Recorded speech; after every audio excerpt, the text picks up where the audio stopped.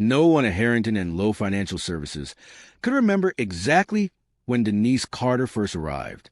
It was as if she had always been there, quietly seated at her cubicle near the window, typing with deliberate precision, taking notes no one ever asked for, answering phones in a calm voice that never wavered.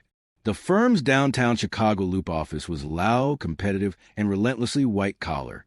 Ambitious voices bounced off glass walls. Expensive shoes clicked against polished floors. Everyone seemed to be moving somewhere important, talking to someone who mattered, closing something significant. But Denise blended into the background like a shadow. That was exactly how Mark Whitman preferred it. Mark was the kind of manager people described as old school, which was really just a polite way of saying he didn't like being challenged, especially not by people he didn't believe belonged in rooms like his. At 53, Mark had been with the company for nearly 20 years.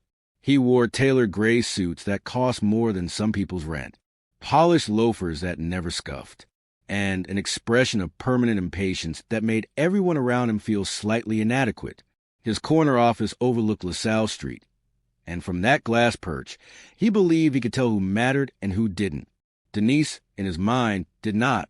She was hired as a compliance analyst, a role that required attention to detail, and a deep understanding of regulatory language. Complex work, important work. Yet despite her resume, quietly impressive, if anyone had bothered to read it, Mark assigned her mostly clerical tasks: filing, note-taking, calendar reminders, and listening, always listening. Denise spoke with a soft Southern accent, the kind you'd hear in Georgia or Mississippi. Rounded vowels and measured pauses. Words that took their time getting where they needed to go. It wasn't thick. It wasn't exaggerated. But to Mark Whitman, it sounded unpolished, uneducated, unprofessional. He never said those words out loud. Of course, he didn't have to. The first time he commented on it was during a Monday morning staff meeting. 14 people sat around the long conference table, laptops open, coffee cups half empty, the usual Monday fog hanging over the room. Mark was leading the meeting, as he always did, talking about quarterly projections, deadlines, expectations.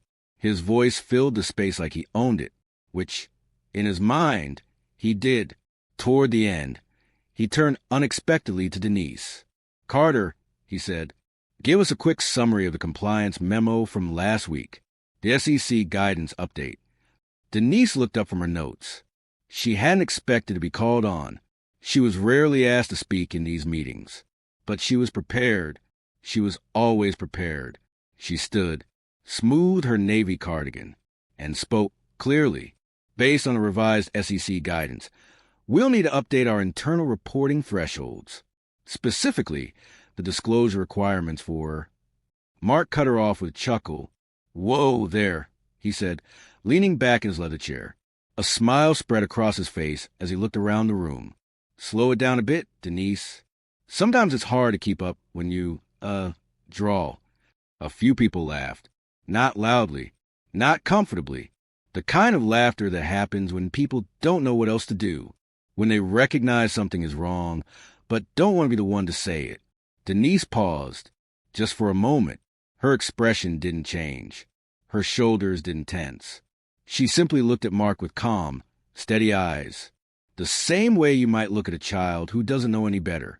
"Of course," she said quietly. She returned to her seat. Mark leaned back, satisfied. He tapped his pen against the table twice, then moved on to the next agenda item as if nothing had happened. To him, it was harmless. A joke, a bit of Monday morning levity, to keep things loose. But not everyone in the room saw it that way. Linda Morales sat 3 seats down from Denise. She was a senior auditor, 61 years old, nearing retirement after 32 years in finance. Linda had seen a lot in those decades. She'd seen talented people pushed out. She'd seen mediocre people promoted. She'd learned when to speak and when to stay silent. This was one of those silent moments. But Linda noticed. She noticed the way Denise's hand stayed perfectly still on the table, the way her breathing never changed, the way she absorbed the humiliation like water into dry ground. And Linda noticed something else, too. Something in Denise's eyes, just for a flash. A sharpness that didn't match her gentle demeanor. A knowing that seemed deeper than it should have been. Linda looked away before anyone could catch her staring. Across the table, James Holloway noticed as well. James was the IT manager. 45. Quiet. The kind of man who observed more than he spoke. He frowned at Mark's comment and scribbled something in his notebook, but he said nothing. No one said anything. The meeting continued. Mark talked about budget allocations and client acquisitions. People nodded and typed and pretended that everything was normal. And Denise Carter sat near the window, her hands folded, her expression calm, her silence speaking volumes to anyone willing to listen.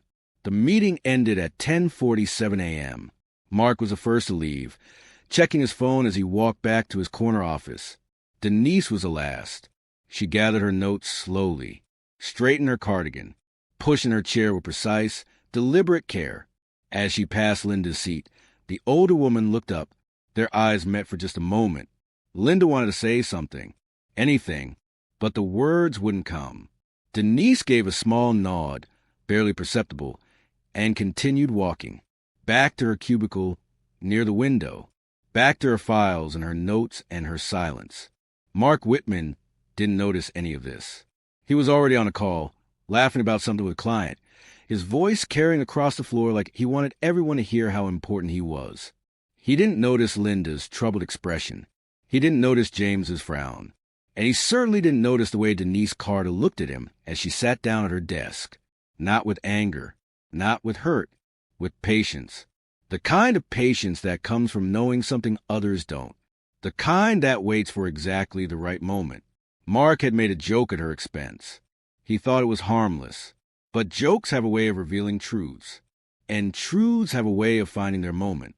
Denise Carter opened her laptop and began typing. Deliberate, precise, unhurried. She had work to do. Denise had learned long ago that silence could be armor. Growing up in Savannah, Georgia, she was raised by her grandmother, Eleanor, a woman who spent 41 years as a school librarian, a woman who believed in press clothes, proper grammar, and the power of knowing more than you let on. Eleanor Carter had a saying she repeated often, usually while braiding young Denise's hair before school. Let people underestimate you, baby. That's when they make their biggest mistakes. Denise never forgot those words. She carried them with her when she left Savannah at 18. She carried them through college in Atlanta, where she was often the only black woman in her finance classes. She carried them through graduate school in Washington, D.C., where professors praised her work but seemed surprised by her intelligence. She carried them into boardrooms and conference calls in corner offices where people looked past her or through her or not at her at all. Eleanor passed away 7 years ago. Lung cancer. Quick and merciless. Denise had left her career to care for her in those final months. Had held her grandmother's hand in the hospice room. Had listened to her labored breathing slow, and finally stopped on a Tuesday morning in March. At the funeral, Denise didn't cry. Not because she wasn't devastated, but because Eleanor had taught her that tears were private, that grief was personal, that the world didn't need to see you broken to know you were strong. Denise moved to Chicago a year after Eleanor's death. She needed a fresh start, a new city, a place where no one knew her story or her pain or her past. Harrington and Low was supposed to be just another job, a stepping stone, a place to rebuild. But from her first week, Denise noticed things. She noticed how Mark Whitman's eyes glazed over whenever she spoke, how he directed questions to her male colleagues even when she had the answers, how he assigned her tasks that were beneath her qualifications but never acknowledged her expertise. She noticed, but she didn't react. Instead, she observed. She observed the way certain emails were always sent late on Fridays, after most staff had gone home, after the building was quiet. She observed how specific accounts were flagged in the system and then quietly unflagged days later. She observed discrepancies in numbers that didn't quite add up, small inconsistencies that most people would overlook. But Denise wasn't most people. She had spent 8 years working for the U.S. Securities and Exchange Commission before returning to Savannah to care for Eleanor. 8 years investigating financial fraud. 8 years learning how people hide money, manipulate records, and cover their tracks. No one at Harrington and Lowe knew this. Mark certainly didn't. He had never thought to ask about her background, never looked beyond her soft accent and quiet demeanor to see what lay underneath. That was his first mistake. As the months passed, Mark's comments continued. They became routine, expected, almost like a ritual. During a Tuesday budget review, he interrupted her analysis to say, "Can someone translate that for us?" During a client presentation rehearsal, he turned to a junior associate and whispered, loud enough for everyone to hear, "Let's have Thompson handle this one. We need someone who can articulate clearly." During a departmental lunch, he joked that Denise must have gotten lost on her way to the sweet tea convention. People laughed, nervously, uncomfortably, but they laughed, and Denise said nothing. She filed away each comment like a document in a folder, dated, cataloged, remembered. One afternoon in April, Mark had a visitor, a senior executive from the New York office, a man named Richardson who oversaw regional compliance. Mark paraded Richardson around the floor like a proud tour guide, showing off the operation, highlighting key team members. When they passed Denise's cubicle, Richardson paused. "And who's this?" he asked. Mark barely glanced at her. "That's Carter. She handles some of our, back-end compliance work. Filing, mostly. Document organization. She's great behind the scenes." He lowered his voice slightly, though not enough. "Not really client-facing material, if you know what I mean." Richardson nodded and moved on. Denise kept typing, but her jaw tightened, just slightly, just enough for someone watching closely to notice. Linda Morales noticed. A week later, Linda found Denise in the break room. It was late afternoon. The office was quiet. Most people were in meetings or on calls. Linda poured herself a cup of coffee she didn't really want. Then she turned to Denise, who was refilling her water bottle at the sink. "You don't deserve that," Linda said quietly. "What he does, the way he talks to you. You know that, right?" Denise turned off the faucet, dried her hands with a paper towel. "I appreciate your concern," she said. Her voice was warm, but measured, the same voice she used in meetings, the same voice that had been mocked and mimicked. Linda hesitated. She'd been in this business a long time. She knew the cost of speaking up, and the cost of staying silent. "You're smarter than half the people on this floor," Linda said. "Probably smarter than Mark, too. I've read some of your reports, the ones he buries in the shared drive without crediting you." Denise's expression didn't change, but her eyes sharpened, like a lens coming into focus. "I know," she said softly. 2 words. That was all, but the way she said them sent a chill down Linda's spine. Not a chill of fear, a chill of recognition. Linda had seen that look before, decades ago, on a woman who'd been underestimated by everyone around her, who had waited patiently while others dismissed her, who had struck at exactly the right moment with exactly the right evidence. That woman had brought down an entire department. Linda looked at Denise Carter and wondered what she was missing. She didn't ask. Some things were better left unspoken. Mark Whitman left early every Wednesday. It was a standing appointment. Dinner at a steakhouse in Naperville with a group of executives from various firms. A networking ritual he'd maintained for years. He always left by 4:30 p.m., and Denise always stayed late on Wednesdays. No one noticed this pattern. No one except Denise herself. One Wednesday in May, after Mark's familiar footsteps had faded down the hallway, after the elevator chimed and the floor grew quiet, Denise opened a series of files on her computer. Files she was authorized to view. Files that fell within her compliance analyst access. But files that no one expected her to examine so closely. She worked methodically, cross-referencing, comparing, following trails that others had either missed or chosen to ignore. The office was silent except for the soft hum of the heating system and the click of her keyboard. By 8:47 p.m., Denise had found what she was looking for. She leaned back in her chair. The screen glowed in front of her, and for the first time in months, she smiled. The irregularities weren't accidental. They were deliberate. Denise sat in the dim light of the empty office, the spreadsheet on her screen telling a story that most people would have missed. But Denise wasn't most people. She had spent years learning to read the language of financial deception, the subtle tells, the careful omissions, the patterns that only emerged when you knew where to look. Mark Whitman had been approving internal adjustments that allowed certain high-net-worth clients to move funds in ways that skirted disclosure requirements. The transactions were small enough individually to avoid triggering automatic alerts, spread out enough to look like normal account activity, documented just carefully enough to pass a cursory audit. But when you pulled the threads together, when you mapped the dates and the amounts and the names, a different picture emerged. A picture of systematic evasion, a picture of fraud. Nothing blatant, nothing that would raise immediate alarms, but enough to matter, enough to destroy careers, enough to trigger federal investigations, enough to bring down not just Mark Whitman, but anyone who had signed off on his decisions. The scope of it took even Denise by surprise. This wasn't a single act agreed. This was a pattern, repeated over 18 months, involving at least 7 clients and an estimated $12 million in improperly disclosed fund movements. And Mark's signature was on every approval. Denise saved her work. Then she closed the files one by one, leaving no trace of her late-night investigation. She could have reported it immediately. She could have walked into HR the next morning, filed a formal complaint, triggered an internal review, let the system handle it. But Denise knew how systems worked. She had seen it happen too many times. The whistleblower becomes a problem. The investigation gets buried. The powerful protect the powerful.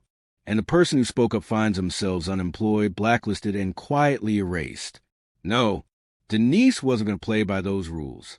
Instead, she went home that night and opened her personal laptop using an encrypted email service. She composed a message to herself. Detailed, precise, professional, outlining everything she had discovered. Dates, account numbers, transaction codes, approval signatures. She saved it as a draft. Then she waited. There was a reason Denise Carter knew exactly what to look for in those files. A reason she could read financial irregularities the way other people read newspapers. Before Harrington and Lowe, before Chicago, before her grandmother's illness changed everything, Denise had worked for the federal government. For 8 years, she served as an investigator for a regional office of the U.S. Securities and Exchange Commission. She had built cases against hedge fund managers who thought they were untouchable. She had testified in hearings that resulted in multi-million-dollar settlements.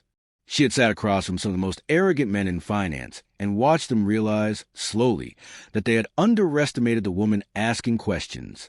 She left the SEC quietly when Eleanor got sick, took a leave that became permanent, moved back to Savannah to hold her grandmother's hand through chemotherapy and radiation, and finally, hospice. After Eleanor died, Denise couldn't bring herself to return to Washington. The work felt empty now, the victories hollow. She needed something different, something quieter. Harrington and Lowe was supposed to be that, but old instincts don't disappear. Mark Whitman had never asked about her background, never reviewed her full employment history, never wondered why a woman with her credentials would accept a position so far beneath her experience level. He saw a black woman with a Southern accent and made his assumptions. That was his second mistake. The weeks following Denise's discovery were tense, but only for her. Mark continued his routine without interruption. The mocking comments continued. The dismissive glances continued. His Wednesday departures and client dinners continued. He was preparing for the quarterly review meeting. Executives from the New York office would be visiting. It was his chance to shine, to showcase the department performance, to demonstrate why he deserved his corner office and his authority. He assembled presentations, rehearsed talking points, made sure everything was polished and perfect. He never noticed Denise working late. He never noticed her careful documentation. He never noticed the way she watched him now, not with anger, not with fear, with something closer to patience.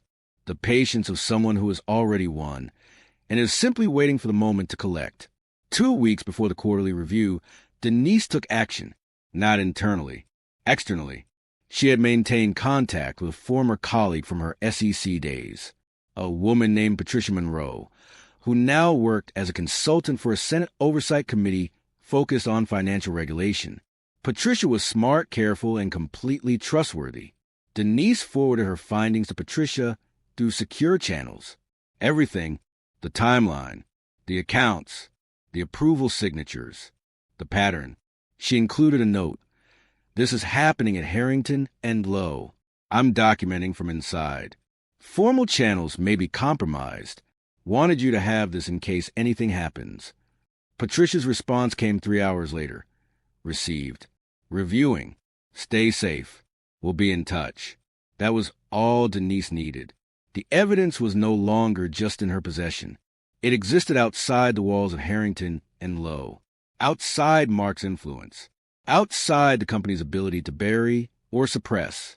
If anything happened to Denise, if she was suddenly terminated, if her files were deleted, if her concerns were dismissed, Patricia had everything. The trap was set. Now, Denise just had to wait for the right moment to spring it. That moment came on a Thursday morning in June. The New York executives had arrived the previous evening. 3 of them, including the regional compliance director. They were settled in the large conference room on the 18th floor, laptops open, expectations high. Mark was in rare form. He wore his best gray suit. His shoes were freshly polished. His confidence filled the room like cologne. The meeting began at 9 a.m. Mark led the first hour, presenting department metrics, client acquisition numbers, and projected growth. He spoke with authority, gestured with precision, and smiled at all the right moments. Everything was going exactly as he planned, until it didn't. At 10:15 a.m., the agenda called for a brief compliance update, standard procedure, usually delivered by the department head, in a few quick bullet points. But this time, the New York compliance director, a man named Harrison, had a specific request. I'd like to hear from your compliance team directly, Harrison said. One of your analysts. Someone close to the daily work. Mark's smile flickered, just briefly. Of course, he said smoothly. Thompson, why don't you?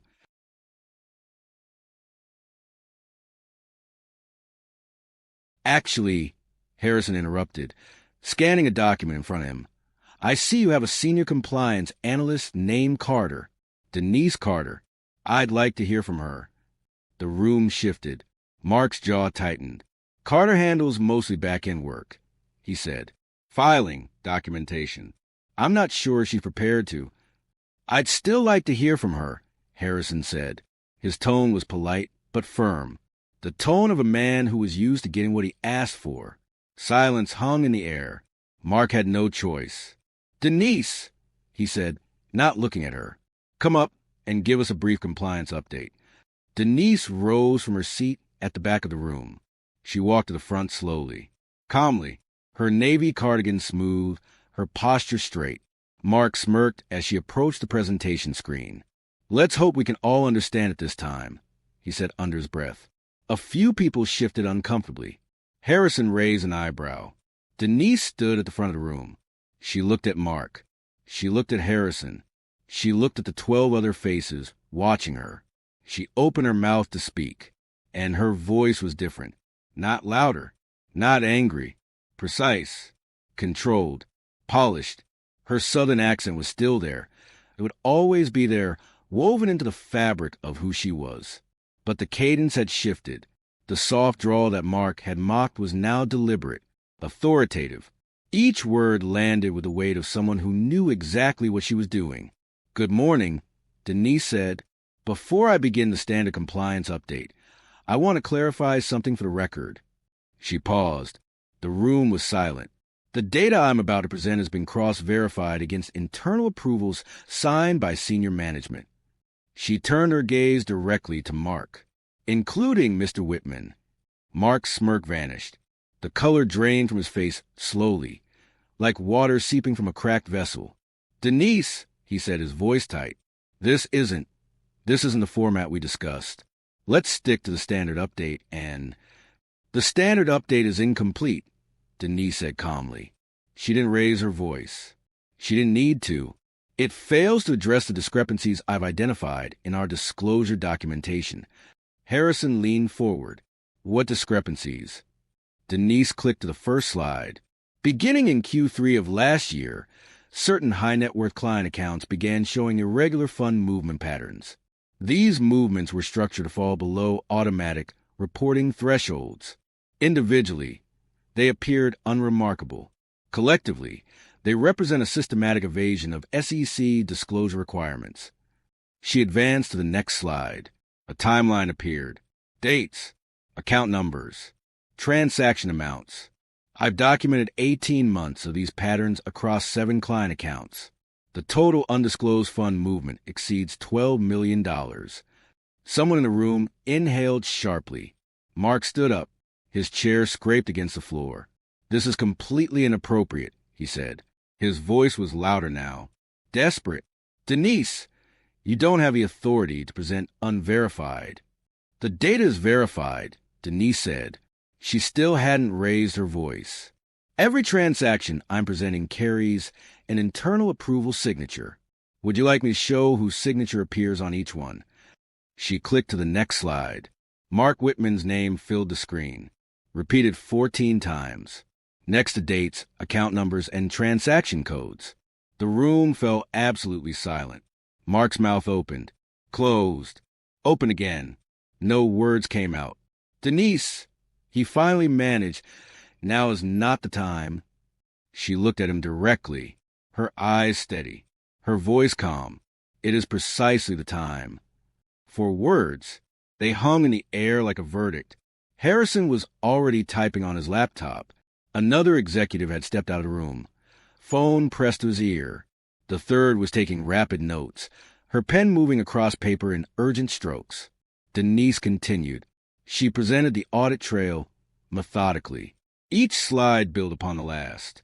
Each piece of evidence connected to the previous one. She explained the pattern clearly, without jargon, without emotion, just facts, arranged in undeniable sequence. Mark tried to interrupt twice more. The first time, Harrison silenced him with a raised hand. The second time, Mark's voice cracked mid-sentence, and he simply stopped speaking.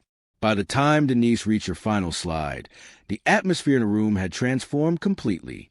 What had begun as a routine quarterly review had become something else entirely. An exposure, a reckoning. Linda Morales sat near the back of the conference room. She had been invited as a senior auditor, expected to provide brief commentary on internal controls. Instead, she witnessed something she would never forget. As Denise presented, Linda felt tears prick at the corners of her eyes, not from sadness, from recognition, from the overwhelming weight of watching someone who had been dismissed and mock stand in front of a room full of powerful people and command every ounce of their attention. Linda caught Denise's eye briefly. Denise gave an almost imperceptible nod, the same nod she had given weeks ago, when Linda had told her she didn't deserve Mark's treatment. Linda understood now.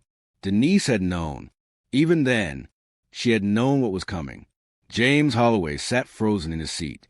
The IT manager who had noticed Mark's comments but never spoken up, who had frowned and scribbled in his notebook but kept his concerns to himself. Now he understood why Denise had always stayed late on Wednesdays, why she had requested access to certain archive files, why she had asked him technical questions about the document retention system. She had been building this, quietly, carefully, for months. James felt a mixture of admiration and shame. Admiration for what Denise had accomplished, shame that he had never found the courage to say what needed to be said. He made a silent promise to himself in that moment. Never again would he witness injustice and stay silent. Denise concluded her presentation at 10:47 a.m. "That completes my compliance update," she said. "I'm happy to answer any questions." The room remained silent for a long moment. Harrison finally spoke. "Ms. Carter," he said. His voice was careful, measured. "How long have you been documenting these discrepancies?" 6 months, Denise replied. "And you didn't report them through internal channels?" Denise paused. She chose her next words carefully. I had concerns about the integrity of certain internal processes, she said. I wanted to ensure the documentation was complete before presenting it. Harrison nodded slowly. He understood what she wasn't saying. Thank you, Ms. Carter. Please have a seat. Denise walked back to her chair. She sat down calmly, folded her hands on the table. Her expression revealed nothing. Mark Whitman remained standing at the front of the room. His face was pale. His hands trembled slightly. He started. This is a misunderstanding. These transactions were all properly. I can explain every single. Mark, Harrison interrupted. His voice was quiet but final. I think it's best if you don't say anything else right now. The meeting ended 12 minutes later. No one discussed the remaining agenda items. No one talked about quarterly projections or client acquisitions. People gathered their laptops and notebooks in silence, avoiding eye contact with Mark, avoiding eye contact with each other. Harrison asked Denise to remain behind. They spoke privately for nearly an hour. She answered every question directly, provided every piece of documentation he requested, explained her methodology, her timeline, her concerns. She did not mention her SEC background. She didn't need to. The evidence spoke for itself. At 2:34 p.m. that same afternoon, Mark Whitman was escorted out of the building by legal counsel. There was no announcement, no explanation, just whispers. People watched from their cubicles as Mark walked past, flanked by two attorneys. His face was ashen. His expensive shoes no longer clicked with confidence. He carried a small box of personal items, a coffee mug, a few framed photos, a paperweight shaped like a golf ball. 20 years at Harrington and Lowe ended in a single afternoon. Denise remained at her desk by the window. She continued typing, answering emails, taking notes no one asked for, as if nothing had changed. But everything had. A few people looked at her differently now, with uncertainty, with curiosity, with something that might have been fear. Who was this woman? How had she known? What else did she know? Denise didn't acknowledge the stares.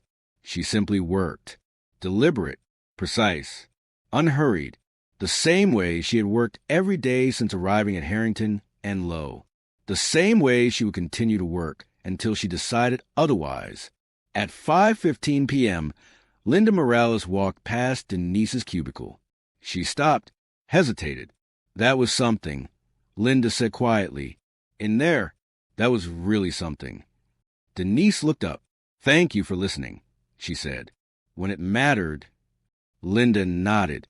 She didn't fully understand what Denise meant, but she felt the weight of it. She walked away with the feeling that she had just witnessed something rare, something that didn't happen often in the world of finance or in the world at large. Justice, real justice, the kind that comes not from anger or revenge, but from patience, from preparation, from the quiet refusal to be diminished. Mark Whitman had underestimated Denise Carter from the very first day. He had mocked her voice. He had dismissed her expertise. He had assumed that her silence meant submission. He was wrong, and now everyone knew it. The days following Mark Whitman's removal were strange at Harrington and Lowe. The office felt different, quieter, like a room after a storm has passed, when the air is still charged with electricity. But the worst is over. People treated Denise differently now, carefully, respectfully, uncertainly. Colleagues who had never spoken to her before suddenly found reasons to stop by her cubicle, to ask about her weekend, to compliment her work, to make small talk that felt more like reconnaissance. They wanted to know who she really was, how long she had known, what else she might be watching. Denise never answered those questions. She smiled politely. She thanked them for stopping by. She returned to her work with the same quiet focus she had always shown. The whispers circulated anyway. Someone heard she had a law degree. Someone else heard she used to work for the government. A third person claimed she had connections at the SEC. None of it was confirmed. All of it was close enough to the truth. The federal investigation into Harrington and Lowe became public 3 months later. News outlets reported that the SEC had launched a formal inquiry into firms' disclosure practices. Several executives were named as subjects of investigation. Documents had been subpoenaed. Accounts had been frozen. Mark Whitman's name appeared in every article. He was described as a mid-level manager who had allegedly approved transactions designed to circumvent regulatory oversight. His attorney issued a statement claiming he was cooperating fully and that any irregularities would result in systemic issues, not individual wrongdoing. No one believed that. The colleagues who had laughed at Mark's jokes now pretended they barely knew him. The executives who had trusted his judgment now distanced themselves publicly. The corner office on the 18th floor sat empty, its glass walls overlooking LaSalle Street, its former occupant erased from the company directory. There was talk of criminal charges. Nothing confirmed yet, but the possibility hung over Mark Whitman, like a sentence waiting to be delivered. Denise watched the news coverage with quiet satisfaction. Not joy, not triumph. Satisfaction. The deep, abiding satisfaction of knowing that justice had been served, that the system, flawed as it was, had ultimately worked, that her grandmother's words had proven true once again. Let people underestimate you. That's when they make their biggest mistakes. Mark had made his mistake the very first time he laughed at her voice. He just hadn't known it yet. 1 week after the quarterly review meeting, Denise cleared out her desk. She did it quietly, on a Friday afternoon, when most people had already left for the weekend. There was no goodbye email, no farewell lunch, no final speech or dramatic exit. She simply packed her personal items into a small cardboard box. Her grandmother's photo, a worn copy of a book Eleanor had given her years ago, a small ceramic cup she used for tea. She left her work files neatly organized, her computer properly logged off, her chair pushed in with precise, deliberate care. Before she left, Denise walked to Linda Morales' desk. Linda wasn't there. She had left early for a doctor's appointment. Denise opened the top drawer of Linda's desk and placed a handwritten note inside. The note read, "Thank you for listening when it mattered. That meant more than you know. DC." She closed the drawer. She walked to the elevator. She pressed the button for the lobby, and she was gone. Linda found the note on Monday morning.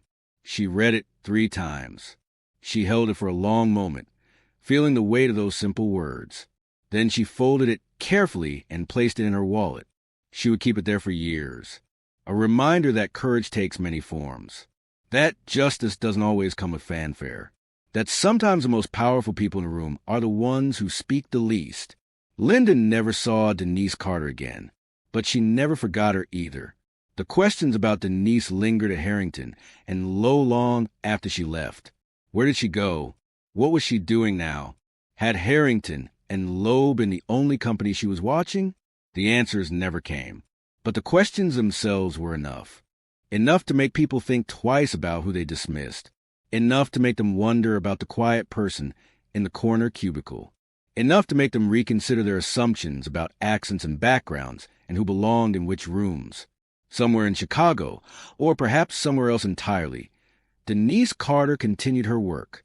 Whatever that work was, whoever it was focused on, the accent that Mark Whitman had mocked was still there, still soft, still Southern, still carrying the rhythms of Savannah and the wisdom of Eleanor. But those who had underestimated it once would never make that mistake again. And those who might underestimate it in the future, they had no idea what was coming. Denise Carter had learned from the best. She had waited when waiting was required. She had spoken when speaking would matter. And she had walked away with her dignity intact, her mission accomplished, and her grandmother's voice echoing in her heart. Let people underestimate you, baby. That's when they make their biggest mistakes. Mark Whitman made his mistake. He paid the price. And somewhere out there, in another office, another boardroom, another space where someone assumes they know who belongs and who doesn't, Denise Carter might be listening, quiet, patient, prepared. The question isn't whether justice will come. The question is, who's next? Do you think Mark got what he deserved? Or should the consequences have been even greater? Have you ever been underestimated like Denise, only to prove everyone wrong? Drop your story in the comments. We want to hear your voice, because every voice matters, especially the ones that go unheard.